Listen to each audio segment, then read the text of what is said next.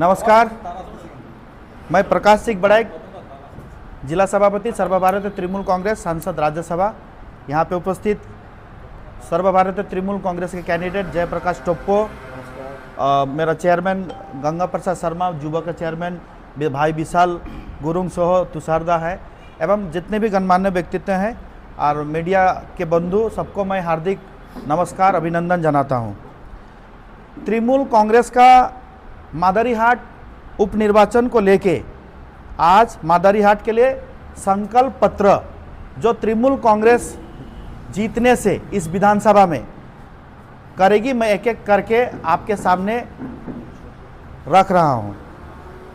चुनाव के तुरंत बाद चाय सुंदरी योजना के तहत जो चाय बागान पे जमी का पट्टा दिया गया है, एवं इस जिला में अगर देखा जाए तो मैक्सिमम विधानसभा वाइज अगर देखा जाए तो मादरीहाट विधानसभा में दिया गया है, जिसमें केवल जमी का पट्टा जितना जमी रहे उतना जमी मिला।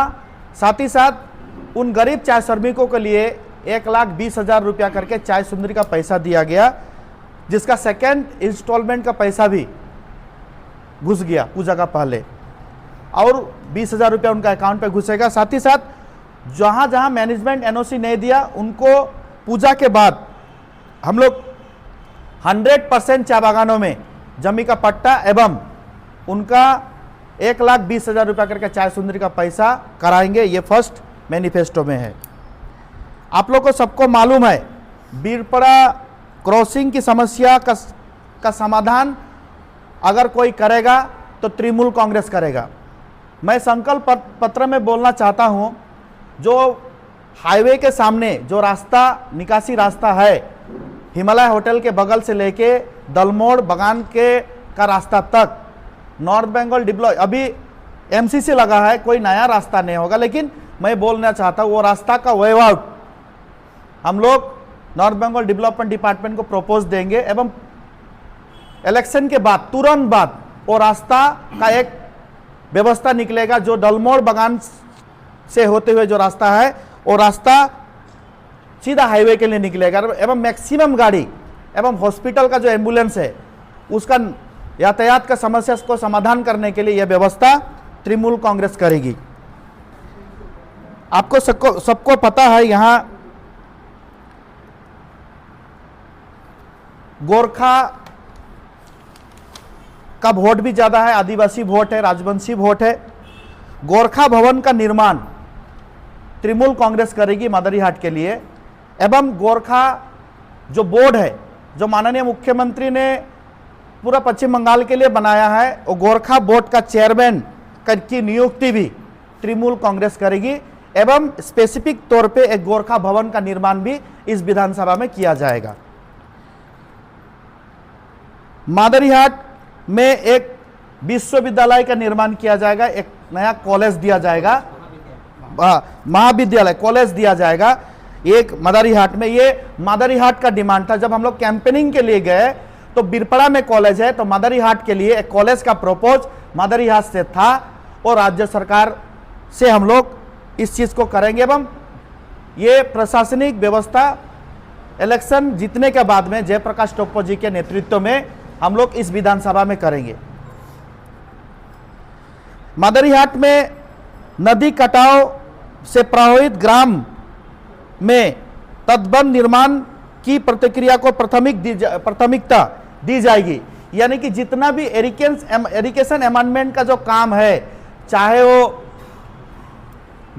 लंकापड़ा ग्राम पंचायत बोलिए, चाहे वो सीसी जुमड़ा ग्राम पंचायत बोलिए, स्पेसिफिक तौर पे जहां जहां एरिकेशन अमेंडमेंट का काम है, एरिकेशन अमेंडमेंट का काम एरिकेशन दफ्तर से किया जाएगा। इस विधानसभा के लिए जो स्पेसिफिक तौर पे लोकेशन है, हम लोग एग्जीक्यूटिव एरिकेशन से भी बात किए, एवं नया जो काम है वो व्यवस्था तुरंत इस विधानसभा को जीतने के बाद हम लोग देखेंगे एवं करेंगे। हमारे उम्मीदवार जीतने से सभी को शुद्ध जल की व्यवस्था किया जाएगा, यानी कि पेयजल की व्यवस्था जो पीएचई से हो रही है, ये पेयजल की व्यवस्था किया जाएगा। आप लोग को मालूम है, हम लोग मैक्सिमम तौर पे एग्जीक्यूटिव बोलिए व प्रशासनिक व्यवस्था बोलिए, पीएचई से हर ऑफिसर जाके हर जगह पीएचसी का काम किया है, बहुत सारा रिपेयरिंग का काम हुआ है। यहाँ कुछ कुछ ऐसा जगह भी है जहाँ 700 फीट ड्रिलिंग करने के बाद भी पानी नहीं आता है। वहाँ भी जहाँ पानी होता है, जहाँ से पानी अच्छा तरह से होगा, वहाँ से हम लोग स्टोरेज करके पीएचई का कनेक्शन जहाँ नहीं जा रहा है वहाँ पे पाइपलाइन के थ्रू वो पानी का व्यवस्था किया जाएगा। इसका स्पेसिफिक तौर पे जस्ट इलेक्शन के बाद में हम लोग देखेंगे, यानी कि हर घर पेयजल की व्यवस्था अगर कोई करेगा तो तृणमूल कांग्रेस की गवर्नमेंट एवं हमारे कैंडिडेट के नेतृत्व में हम लोग करेंगे। यह हाथी का समस्या एवं हाथी से सुरक्षाओं की समस्या है। मादरीहाट ग्राम पंचायत में हम लोग देखे हैं जो मैक्सिमम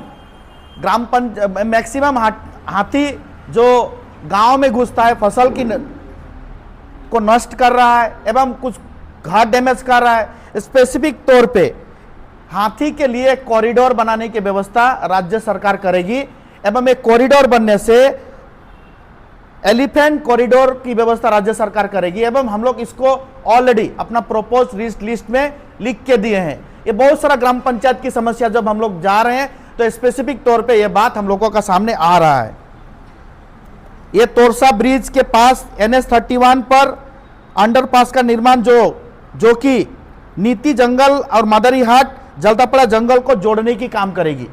ये ऑलरेडी हम लोग का प्रपोज लिस्ट में है एवं नीति भरनाबाड़ी के पास होते हुए ये निर्माण होगा एवं ताकि हाथियों का सुरक्षित से आवागमन हो सके एवं उसके आसपास का गांव सुरक्षित रहे। यानी कि एलिफेंट कॉरिडोर और इस तरह का व्यवस्था होने से गांव में जो हाथी घुस के घर का डैमेज कर रहा है, फसल का डैमेज कर रहा है, इससे निवारण करेगा एवं ये भी हम लोग MLA के थ्रू करेंगे। आपको सबको मालूम है बीरपड़ा शहर में डोलोमेट मुक्त कराना है, यानी कि पॉल्यूशन मुक्त कराना है। इसको शिफ्टिंग के लिए देखिए ये व्यवस्था अगर किसी का है तो रेलवे का है। राज्य सरकार के द्वारा कहाँ साइडिंग करने से ठीक रहेगा व कहाँ जगह देने से ठीक रहेगा, प्रशासनिक तौर पे रेलवे से बात करके इसका जगह दिया जाएगा एवं वहाँ का जो भी समस्या है पॉल्यूशन का उसका निवारण तृणमूल कांग्रेस की गवर्नमेंट करेगा। गायरकाटा शहर में पुलिस थाना का निर्माण, गायरकाटा शहर में एक निर्माण जो डिमांड था एक OC थाना के लिए, यह तृणमूल कांग्रेस की गवर्नमेंट एवं मादरीहाट उपनिर्वाचन के बाद हम लोग करेंगे। बीरपड़ा शहर में ग्रामीण अस्पताल का निर्माण, बिरनागुड़ी शहर में ग्रामीण अस्पताल का निर्माण तृणमूल कांग्रेस की गवर्नमेंट करेगी। बीरपड़ा शहर में भी रिक्विजिशन था एक ग्रामीण अस्पताल के लिए, इसको भी हम लोग करेंगे।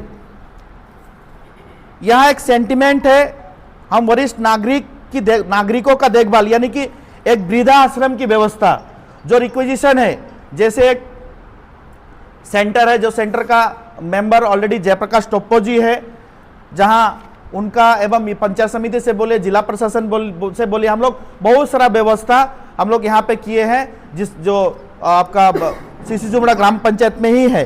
एवं इसका जो वृद्धाश्रम किया जाएगा इसका देखभाल एवं जो भी व्यवस्था किया जाएगा वो सरकार के द्वारा एवं हमारा जो कैंडिडेट है जब जीतेंगे तो वो उनका द्वारा ही उस व्यवस्था को किया जाएगा।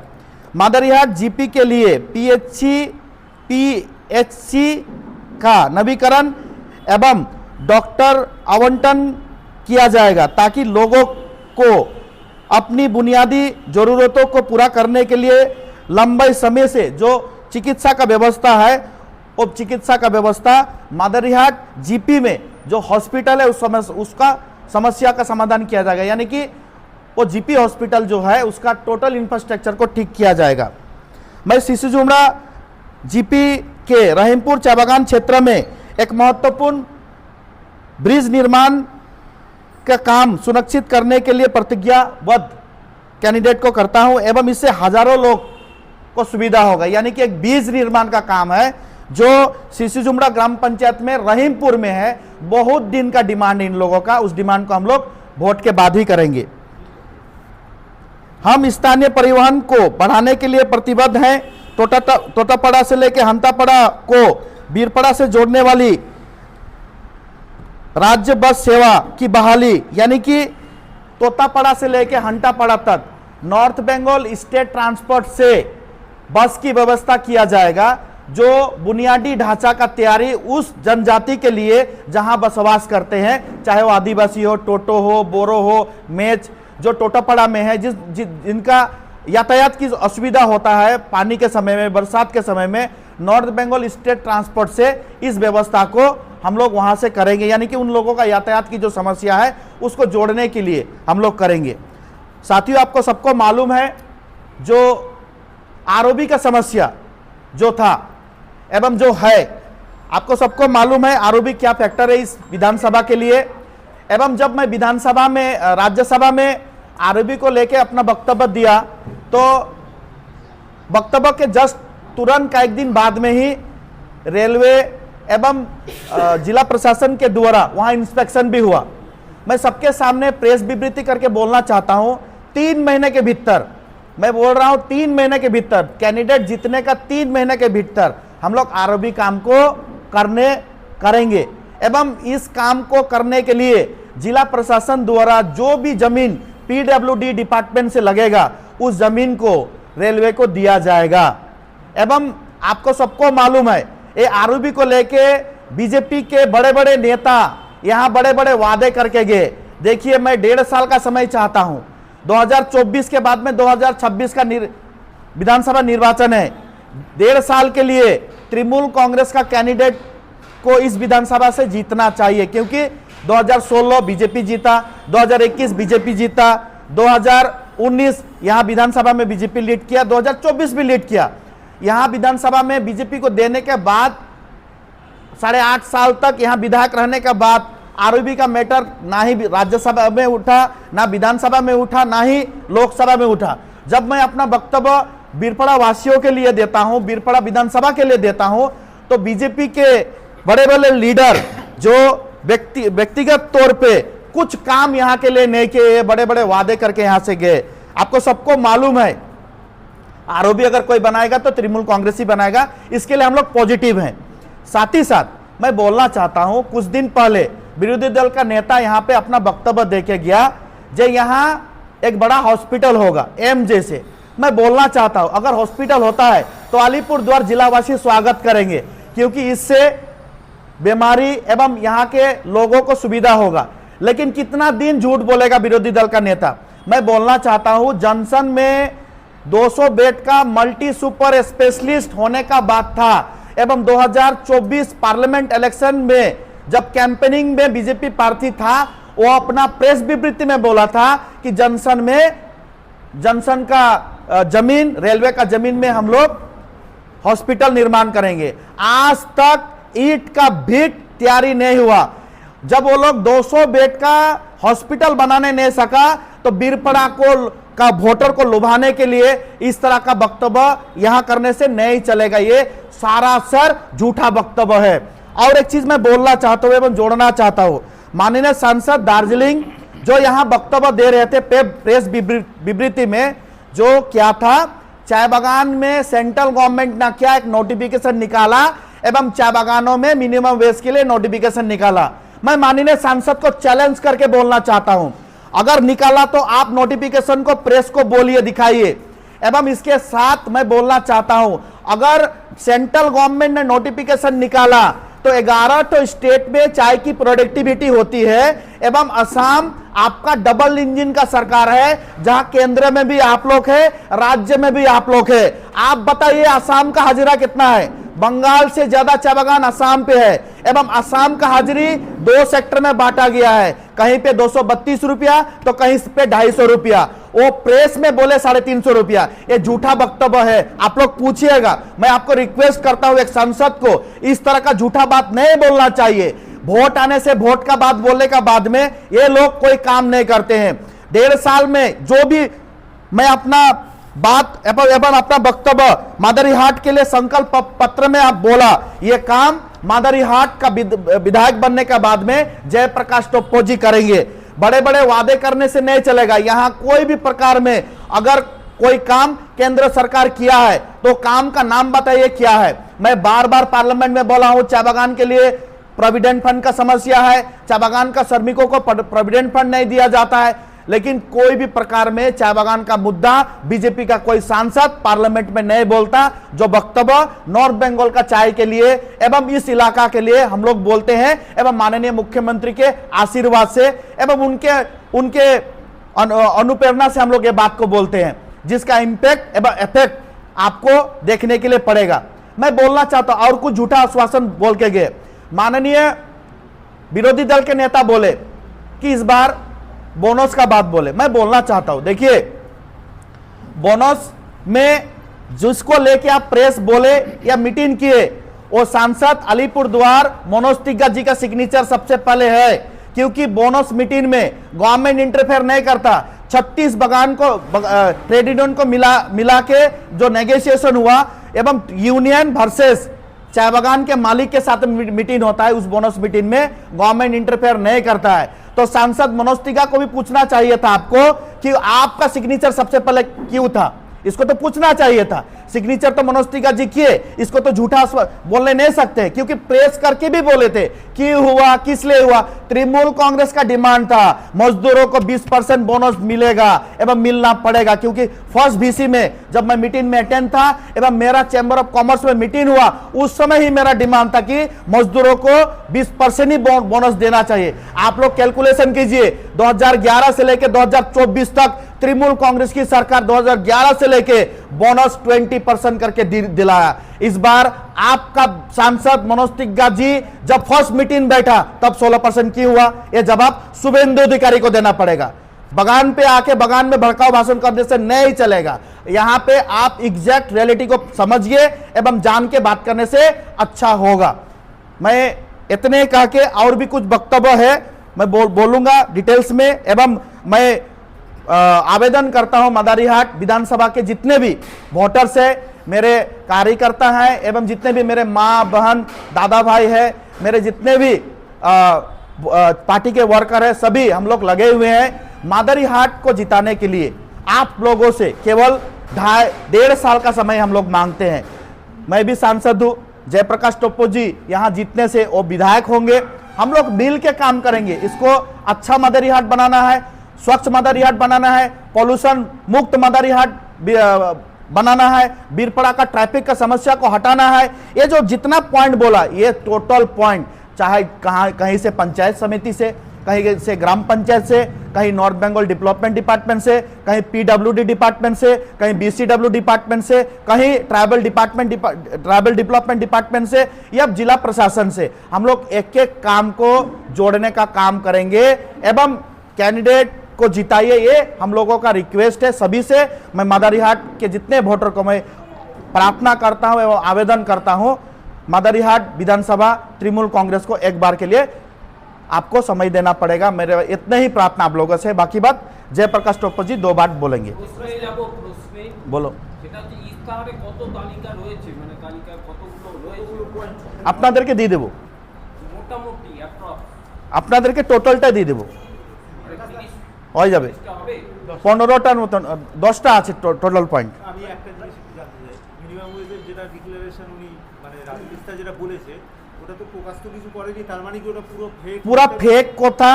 যদি ডিক্লারেশন হবে তাহলে ডিক্লারেশন সেন্ট্রালি হবে। আমি সব থেকে আগে বলি, রাজু বিস্তা মহাশয় মাননীয় সাংসদ, উনি আগে আসামের ওয়েজ কত আছে এটা খালি বলে দেন, তারপরে ওয়েস্ট বেঙ্গলের কথা বলবে। পুরাপুরি মিথ্যা কথা এটা।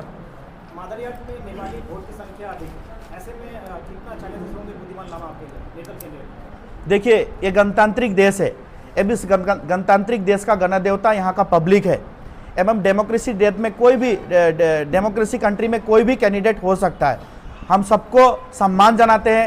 बुद्धिमान भाई हम लोग का ही, आप लोगों का बंधु था, रिपोर्टर था एवं कैंडिडेट है, हम सबको सम्मान जनाते हैं। हम लोगों का कैंडिडेट तृणमूल कांग्रेस का कैंडिडेट जयप्रकाश टोप्पो जी है। हम लोग जयप्रकाश टोप्पो को जिताने का काम कर रहे हैं एवं उनके लिए कैंपेनिंग कर रहे हैं।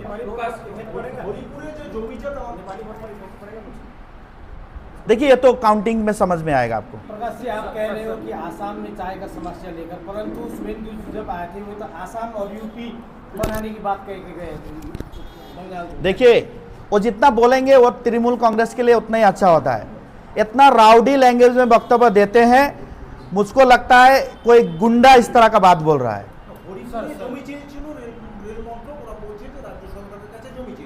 এবার দেখা যাচ্ছে প্র্যাকটিক্যালি যে ওখানে আদিবাসীদের পাট্টা দিয়ে রেখেছে রাজ্য সরকার দীর্ঘদিন আগে। আপনি বললেন যে পরবর্তীতে জমির চিন্তা ভাবনা হবে, তবে কি জায়গাটাকে আপনারা প্রপোজ করবেন যে হরিপুর থেকে অন্য কোথাও নিয়ে যাওয়া? দেখেন এটা ওরা তো প্রেসে বলেছে, আমি আপনাদেরকে বলে দেই যে ডিএম আলিপুরদুয়ার ওদেরকে বলেছে, এবং আমিও বলবো এখানে সাংসদ যদি আরটিআই করে তাহলে কতটা জমি এবং কোথায় দিবে total reporting district magistrate Alipurduar দিবে। এটা আরটিআই করলে আপনারা পেয়ে যাবেন এবং নথিভুক্ত হবে। আমি মিথ্যা প্রেসে বলবো তারপরে ইমপ্লিমেন্ট হবে কেউ, এটা না। Under RTI right to information act 2005-এ একটা প্রাবধান আছে যেখানে আমি কোনো চিজ যদি পেপার চাই গভর্নমেন্টের কাছ থেকে তাহলে গভর্নমেন্ট দিবে। আমি সাংসদকে বলবো, মাননীয় সাংসদকে এবং যারা যারা আছেন ওদেরকেও বলবো আরটিআই করে টোটাল পেপারসটা নিয়ে নেন, ডিটেলস পেপার ডিএম আলিপুরদুয়ার দিবে। দেখেন এখন এমসিসি আছে, আর নন পলিটিক্যাল হিসাবে আমি কোনোভাবে কিছু বলবো না, এবং আমাদের হাতেও কিছু নেই। এখন ইলেকশন কমিশনার অফ ইন্ডিয়ার হাতে আছে, ওরাই সব কিছু দেখবে, আমরা কিছু কমেন্ট করবো না। প্রকাশ ইশতেহারে 10 থেকে 15টা ইস্যু রয়েছে, তাই তো, যেগুলো আপনারা করবেন বলছেন। আপনারা রাজ্য সরকারে আছেন প্রায় 13 বছর। 13 বছরে যে কাজগুলো করতে পারছেন না সেগুলো 1.5 বছরের মধ্যে করতে পারবেন? আমি পার্সোনালি আপনাকে বলি 2011-র পরে তৃণমূল কংগ্রেসের গভর্নমেন্ট 2024 অবধি চলতেছে, কন্টিনিউ 13 বছর রানিং আছে। 2016-তে আলিপুরদুয়ারে 5টা সিটের মধ্যে 4টা সিট তৃণমূল কংগ্রেস জিতলো, একটাই সিট আমরা হেরেছি যেটা মাদারিহাট। 2021 নির্বাচনে হেরেছি, 19-এ হেরেছি, 24-এ হেরেছি। তবুও কোনো মা বোনদের লক্ষ্মী ভাণ্ডার কি বন্ধ হয়েছে এই বিধানসভায়? কোনো জায়গা পিএইচির কাজ কি বন্ধ হয়েছে এই বিধানসভা? বিসিডব্লিউ ডিপার্টমেন্ট বা ট্রাইবাল ডিপার্টমেন্ট থেকে কত কাজ এই বিধানসভাতে হয়েছে আমি আপনাদেরকে লিস্ট দিয়ে দেবো। কোনোভাবে এখানে রিকুইজিশন ছিল ফায়ার স্টেশন করতে লাগবে, বীরপাড়া মাদারিহাটে মাননীয় মুখ্যমন্ত্রী ফায়ার স্টেশন করেছে। তার সহ কিছু কিছু ডিমান্ড যেটা আমাদের কাছে আসলো, এই ডিমান্ড বিধায়ক বা সাংসদের কাছে ছিল, এরা তো কোনোদিন করে নেই। আমাদের কাছে আসলো যেটা আমি ইশতেহারে বলেছি এবং যেটা হবে সেটাই বলেছি। বান্দাবাড়ি জিপিতে 2টো নদীর ব্রিজ মানুষের দাবি, সেটা কিন্তু আপনাদের ইশতেহারে পেলাম না। অবভিয়াসলি হবে, আমরা প্রত্যেকটা চিজতে এক একটা গ্রাম পঞ্চায়েতে কি সমস্যা এটা তো আমরা কি বলেছি, নদী ভাঙন এবং কিছু ব্রিজের সমস্যা যেখানে যেখানে দরকার আছে এটা আমরা করব। সব কিছু বললাম না, কিন্তু আমরা করব। বলছি একটা জিনিস, মাদারিহাটের লাস্ট ইলেকশন রেজাল্টের পর দেখা গেছিল যে মাদারিহাট চা বাগানের যে সমস্ত ওয়ার্কাররা বাইরে গেছে কাজ করতে, তাদের মধ্যে বেশিরভাগই ওরা ভোট দিতে আসে। আমি পার্সোনালি বলি, এক সময় ডাঙ্কানসের গ্রুপের যা অবস্থা ছিল, হান্টাপাড়া, গেরগেন্ডা, বীরপাড়া, দুমসি এসব বাগান তো বন্ধ ছিল, ডাঙ্কান্স তো ক্লোজ করে চলে গেছে, কিন্তু রাজ্য সরকার এসব বাগান কিন্তু খুলে দিয়েছে। বাগান একটা কোনো মতন চলতেছে, কিছু লিজের সমস্যা আছে, ওরও কিন্তু এসওপি রেডি হয়ে গেছে। লিজ সমস্যা কমপ্লিট হয়ে গেলে ওদের যা লাইবিলিটি আছে কোম্পানি কিন্তু এটা দিবে এবং আমরা দেওয়াবো এটা। এবং যে সময় বাগান খুলে গেল ওয়ার্কাররা কিন্তু চলে আসছে। কিছু কিছু 1-2টা প্রবলেম আছে, এটাও কিন্তু রাজ্য সরকার দেখতেছে। বাগান তো মালিকরা চালায়, গভর্নমেন্ট তো বাগান চালায় না। আমরা মধ্যস্থতা করে মিটিং করে কিন্তু বাগান খোলানোর কাজটা করি। তো পজিটিভ ওয়ে থেকে ডাঙ্কান্সের বাগান খুলবো বলে নোটিফিকেশন কিন্তু কেন্দ্র সরকার করেছিল এবং মাননীয় ফাইন্যান্স মিনিস্টার একটা ইশতেহার করেছিল, যেটা পার্লামেন্ট থেকে আমরা দেখেছিলাম। ডাঙ্কান্স গ্রুপের বাগান আমরা অধিগ্রহণ করব এবং এইখানে 2016 নির্বাচনে ক্যাম্পেনিংয়ে মাননীয় প্রধানমন্ত্রী বলেছিল চায় বাগান ডাঙ্কান্স का जो है हम खोल देंगे, কিন্তু খুললো, এটা খুলে নেই। এবার আমি ফাইন্যান্স বাজেটে 6 মিনিটের আমার বক্তব্য ছিল, যে বক্তব্যতে আমি বলেছি যে চা বাগানের জন্য একটা প্যাকেজের ঘোষণা হোক এবং চা বাগানের জন্য প্যাকেজের ঘোষণা হলে আমরা বাগানে কোনো বাগান কিন্তু বন্ধ হবে না, ওদেরকে ওই সুবিধাটা দিতে লাগবে। 1000 কোটি টাকা সোশ্যাল অ্যাক্টিভিটির জন্য অ্যাসেসমেন্ট ইয়ার 2021-22-এ নির্মলা সীতারামনজি বলেছিলেন যে পুরা চা বাগানের ওয়ার্কারদের জন্য দেওয়া হবে। ওই 1000 কোটি টাকার মধ্যে 1000 কোটি টাকার মধ্যে ওয়েস্ট বেঙ্গল কত টাকা পাইছে এটা কি ডিক্লেয়ার করতে পারে? এরা 1 টাকাও পায় নাই। 1000 টাকার গল্প আমরা ভুলে গেছি, যেটা আমি পার্লামেন্টে বলেছি। এক একজন কোনটা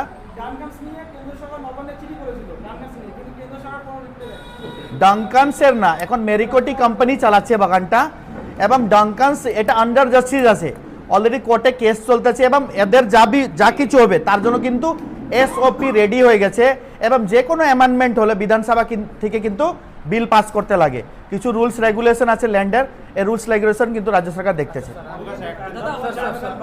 आप लोग का संकल्प पत्र में आरओबी का बात स्पष्ट रूप से आया है और जो अंडरपास का भी बात आया है, लेकिन जो मेन समस्या है यहाँ पर डोलोमाइट शिफ्टिंग का, साइडिंग का, वो बात अभी क्लियर नहीं है, वो थोड़ा बताइए क्या स्टैंड है। मैं डोलोमाइट शिफ्टिंग का भी बात बोला। देखिए डोलोमाइट किसका है? रेलवे का है। जगह किसका है? रेलवे का है। पॉल्यूशन का झमेला व पॉल्यूशन का कंट्रोल करने के लिए इसका शिफ्टिंग जरूरी है। जहां जमीन लगेगा वो जमीन राज्य सरकार देगी, जिसका रिक्विजिशन रेलवे से जाएगा। हम लोग पॉजिटिव वे में इसको देखेंगे। दादा अभी भी कई चाय बागान इस क्षेत्र में बंद है, तो संकल्प आप लोग का जो पत्र है उसमें बंद चाय बागानों को जल्द से जल्द देखिए दलमोट टी स्टेट 2023 में बोनस के समय बंद हुआ। आपको सबको मालूम है बोनस नेगोशिएशन में क्या हुआ था एवं 19% डिक्लेयर होने का बाद में जब मालिक यहाँ पे 8.33 बोला तब वहाँ गेट पिटिंग शुरू हुआ, हेजिटेशन शुरू हुआ। लेकिन बंद होने के बाद बार बार मालिक को लेबर डिपार्टमेंट चिट्ठी दिया है एवं इस तरह का मालिक जो विदाउट एनी नोटिफिकेशन बागान छोड़ के चला जाता है, इनके ऊपर कड़ी से कड़ी कार्रवाई किया जाएगा, यानी कि उनका लीज कैंसिल किया जाएगा एवं जो मालिक अच्छे से बागान चलाएंगे उसको हैंडओवर किया जाएगा, जिसका एसओपी रेडी हुआ है एवं इसको हम लोग देखेंगे एवं इस बागान को भी मैंने 100% खोलने का चेष्टा करेंगे, खोलेंगे इसको। ग्रामीण अस्पतालको कुरो बिनागुडीमा तर रिसेन्टली अब स्टेट जेनरल हस्पिटलमा अहिले डक्टर र स्टाफको कमीले गर्दा जुझिरहेको छ। रिसेन्टली हिजो पनि एउटा ठुलो घटना भयो, त्यहाँनिरको समस्याको समाधान तपाईँले कसरी गर्नुहुन्छ? त्यो त स्टेट त्यो त ठुलो एउटा म्याटर हो अनि स्टेट जनरल हस्पिटलको इन्फ्रास्ट्रक्चरको लागि जो पनि समस्या छ as soon as possible यो पनि राज्य सरकारले नै हेर्दैछ अनि यो पनि हामीहरू हेर्छु। डक्टर अनि जो इन्फ्रास्ट्रक्चर जरुरी छ। जनतालाई फाइदा हुन्छ किनकि फेस्टिभल सिजन छ, ठुल्ठुलो दुर्घटनाहरू डेली बाई डेली हुँदैछ। त्यो घटनालाई अब केही दिन अगाडि उहाँले पनि जानुभएको थियो, भिजिट गर्नु हुँदैछ र त्यहाँको मिनिस्टर खुदै नै अब त्यहाँको उयो हुनुहुन्छ र तपाईँहरूले त्यसको विषयमा म पर्सनली म अलरेडी सिएमएचओसँग कुरा पनि भनेको छु। म पर्सनली यो हेर्छु। म खेलकुदको विषयमा युथको लागि हामीहरूको एउटा प्रोजेक्ट छ, डुवर्समा एउटा राम्रो स्पोर्ट्सको एकाडेमी हुन्छ, त्यो नेक्स्ट टपिकमा छ, यो प्रपोज छ। किनकि 2024 में हामीहरूको रिजल्ट पनि राम्रो भएन, कोही असुविधा छैन। यो पालि जयप्रकाश टोप्पोज्यू जितुस्, किनकि अलिपुरद्वारमा एउटा पनि विधायक 2021 निर्वाचनमा थिएन। हामीहरूको सरकार आयो अनि 2024 को जो उपनिर्वाचन, यो उपनिर्वाचन इम्पोर्टेन्स हो तृणमूल कांग्रेस को लागि। म 1.5 वर्ष को समय चाहन्छु यो विधानसभालाई, 1.5 वर्ष को समय। 2026 में तो म क्याम्पेनिङमा आउँछु, त्यो समय तपाईहरु क्वेशन गर्नु म जवाब दिन्छु।